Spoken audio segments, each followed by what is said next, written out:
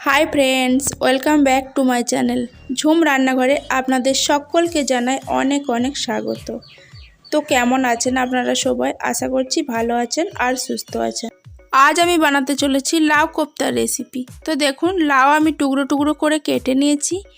এবার একটা গ্রেটার দিয়ে খুব সুন্দরভাবে গ্রেট করে নিচ্ছি, একদম ঝিরিঝিরি করে।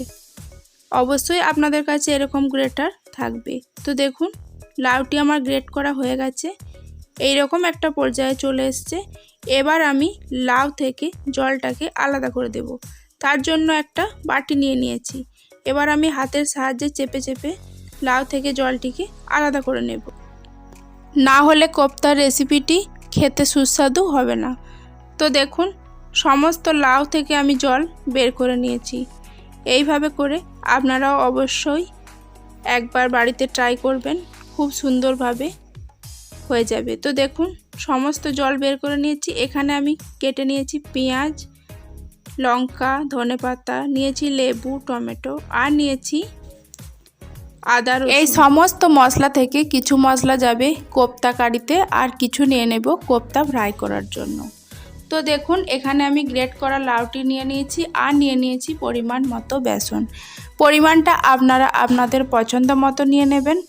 এরপর আমি কেটে রাখা পেঁয়াজ দিয়ে দিলাম, কেটে রাখা লঙ্কা দিয়ে দেব, কুচানো ধনেপাতা দিয়ে দেব। এবার আমি এর মধ্যে অ্যাড করব একটু লেবুর রস। এটা দিলে কোপ্তার স্বাদটা আরও দুর্দান্ত হয়ে যায়। এবার আমি এরপর দিয়ে দেব কিছু ঘরোয়া মশলা। দিয়ে দিচ্ছি পরিমাণ মতো লবণ, পরিমাণ মতো হলুদ গুঁড়ো, জিরের গুঁড়ো, কাশ্মীরি লঙ্কার গুঁড়ো, লঙ্কার গুঁড়ো, আর আমি দিয়ে দিচ্ছি কাসুরি মেথি। হাতের সাহায্যে ক্র্যাশ করে দিয়ে দিলাম। এই সমস্ত কিছু দিয়ে এখন আমি হাত দিয়ে খুব সুন্দর করে এগুলোকে মাখিয়ে নেব, দিয়ে একটা ডো রেডি করে নেব। তো দেখুন, হাতের সাহায্যে আমার মাখানো হয়ে গেছে। খুব সুন্দর একটা ডো একদম রেডি হয়ে গেছে। এবার আমি কড়াতে দিয়ে দিলাম তেল কোপ্তাগুলোকে ফ্রাই করার জন্য। তো দেখুন, হাতে গোল গোল করে এরকম কোপ্তা বানিয়ে নিতে হবে। এই অবস্থায় গ্যাসটাকে অবশ্যই লো টু মিডিয়ামে রাখতে হবে, না হলে কোপ্তাগুলো উপর থেকে ফ্রাই হয়ে যাবে আর ভেতরে কাঁচা রয়ে যাবে। তার জন্য একটু ধৈর্য ধরে কোপ্তাগুলোকে সুন্দর করে ভেজে নিতে হবে। তো দেখুন, সমস্ত কোপ্তা আমি এখন দিয়ে দিয়েছি। এটাকে আমি দুবারে ভেজে নেব।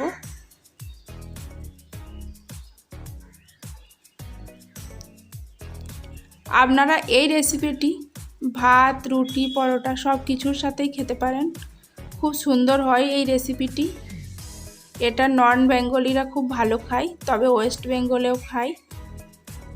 তো এই কোপ্তার রেসিপিটি আপনারা সব কিছুর সাথে সার্ভ করতে পারেন, এর স্বাদ অতুলনীয় হয়। আপনারা বাড়িতে অবশ্যই একবার এইভাবে করে কোপ্তা কারি রেসিপি খাবেন, খাবার অনুরোধ রইল। দেখবেন, আশা করছি ভালো লাগবে। তো দেখুন, একবার আমি ভেজে নিয়েছি, আর একবার আমি কোপ্তাগুলোকে ভেজে নেব। তো ফ্রেন্ডস, আপনাদের কাছে আমার অনুরোধ রইল, আপনারা যখন ভিডিও দেখেন লাইক করেন না, প্লিজ একটা লাইক দিয়ে যাবেন, তাহলে আমাদেরকে ভিডিও বানানোর জন্য আরও মোটিভেট করবে। তো দেখুন, কোপ্তাগুলো আমার ফ্রাই হয়ে গেছে।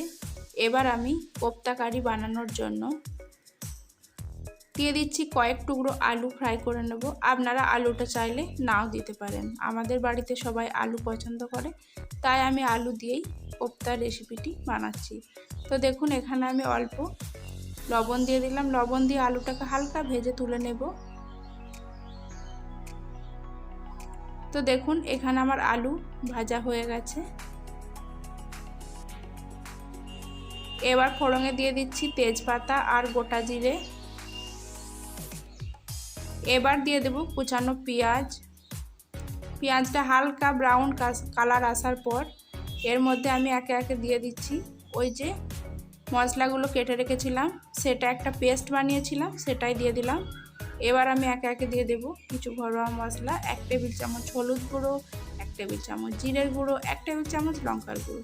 এই সমস্ত কিছু দিয়ে আর দিয়ে দিচ্ছি কালারের জন্য রেড চিলি পাউডার। মানে কাশ্মীরি লঙ্কার গুঁড়ো, আর দিয়ে দিলাম পরিমাণ মতো লবণ। এই সমস্ত কিছু দিয়ে খুব ভালোভাবে মশলাটাকে কষিয়ে নাড়াচাড়া করে কষিয়ে নিতে হবে। তো এইরকম পর্যায়ে যখন চলে আসবে তখন আমি এর মধ্যে দিয়ে দিচ্ছি আলুর টুকরোগুলো। সমস্ত কিছু দিয়ে আবারও খুব ভালোভাবে কষিয়ে নিতে হবে। তো দেখুন কষানো আমার হয়ে গেছে, এর মধ্যে আমি জল অ্যাড করব। তো পরিমাণ মতো জল দিয়ে দিলাম। জলটি অবশ্যই গরম জল হতে হবে। তো দেখুন আমি জল দিয়ে দিয়েছি। এবার আমি ঢাকা চাপা দিয়ে 5 মিনিট লো টু মিডিয়ামে রেখে এটাকে ফুটতে দেব। আর আমি দিয়ে দিচ্ছি স্বাদের জন্য সামান্য পরিমাণ চিনি।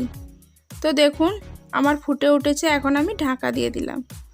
এবার ঢাকা খুলে আমি দেখে নেব যে আলুগুলো সেদ্ধ হয়েছে কিনা। দেখুন আলু এখন আমার সুসেদ্ধ হয়ে গেছে। এবার আমি ভেজে রাখা কোপ্তাগুলোকে দিয়ে দিলাম। এই সমস্ত কোপ্তাগুলো দিয়ে এখন আমি উপর থেকে দিয়ে দিচ্ছি ধনেপাতা কুচানো।